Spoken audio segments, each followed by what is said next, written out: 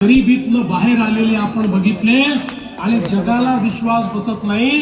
United nations देखील म्हणतं की या शतकातला सगळ्यात मोठा चमत्कार हा भारताने घडवला आणि केवळ 10 वर्षांमध्ये 25 कोटी लोकांना गरिबीतनं बाहेर काढलं। आज मोदीजींच्या आशीर्वादाने 15 कोटी लोक स्वतःच्या घरामध्ये राहायला गेले। 50 कोटी घरांमध्ये शौचालय तयार झाली। कोट्यावधी लोकांच्या जीवनामध्ये परिवर्तन आलं।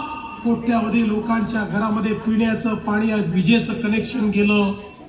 या देशाच्या स्वातंत्र्यानंतरचं जे स्वप्न त्या काळामध्ये आपण पाहिलं होतं ते पूर्ण करण्याचं काम माननीय मोदी साहेबांच्या नेतृत्वात या ठिकाणी पूर्ण होताना आपण पाहतोय।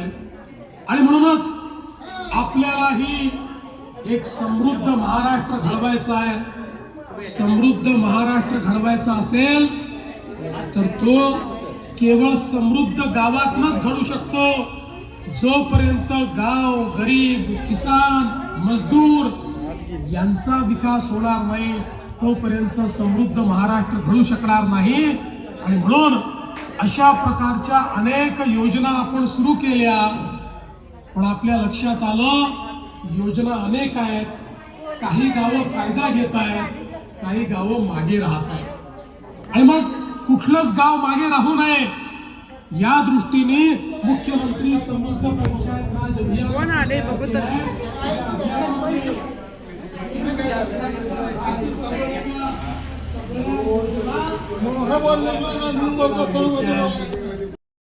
पर्यंत